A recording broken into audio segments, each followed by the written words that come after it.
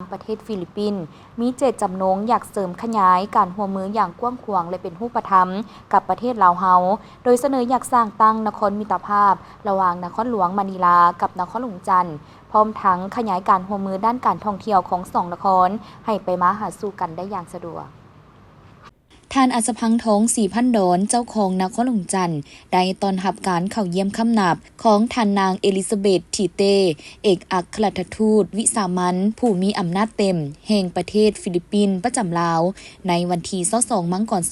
2026อยู่ที่ห้องว่าการนครหลวงจันทร์เนื่องในโอกาสขอเข้าปรึกษาหารือเกี่ยวกับการเสนอสร้างตั้งนครมิตรภาพระหว่างนครหลวงมะนิลากับนครหลวงจันทร์ในโอกาสดังกล่าวท่านเจ้าของนครหลวงจันทร์ก็ได้ให้การต้อนรับอย่างอบอุ่นพร้อมทั้งได้ตีราคาสูงต่อการมารับหน้าที่ใหม่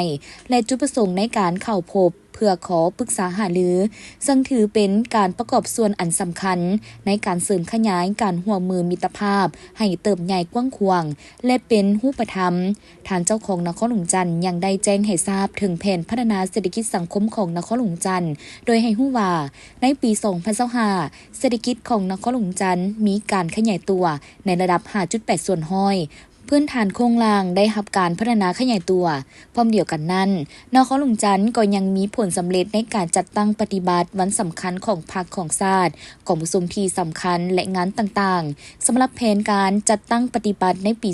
2026แม่นได้ตั้งเป้าหมายหลายเวียกงานโดยจุดซุ้มแม่นจะลืบล้างทั้งดินแดงให้หมดไปในขอบเขตตัวเมืองนครหลวงจันทร์และเวียกงานอื่นๆเติมอีกนครหลวงจันทร์ของพวกเขายังมีความมุ่งหวังว่า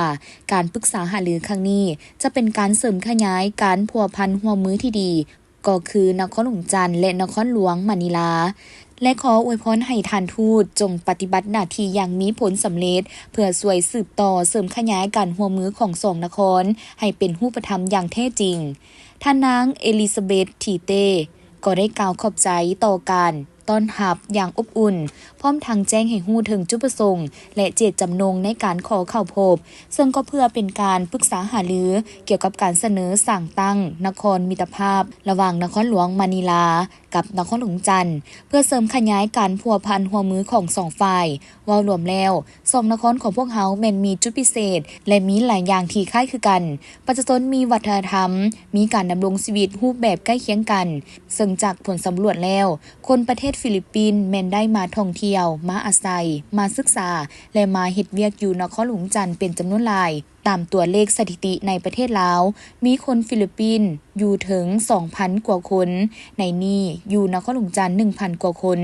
ซึ่งถือเป็นอีกเหตุผลหนึ่งในการเสริมขยายการร่วมมือและประเทศฟิลิปปินส์ก็คือนครหลวงมะนิลาแม้นอยากร่วมมือในการพัฒนาการท่องเที่ยวอยากเปิดสายการบินร่วมกันเพื่อให้การไปมาหาสู่กันมีความสะดวกสบายยิ่งขึ้นพร้อมเดียวกันนั้นยังอยากร่วมมืออีกหลายๆเวียกงานซึ่งท่านทูตยังได้กล่าวเชิญชวนการนำและผู้แทนของนครหลวงจันทร์เดินทางไปเยี่ยมยามนครหลวงมะนิลาพร้อมทั้งสัญญาว่าจะสืบต่อเฮ็ดให้การร่วมมือของสองนครมีการขยายตัวและเกิดเป็นรูปธรรม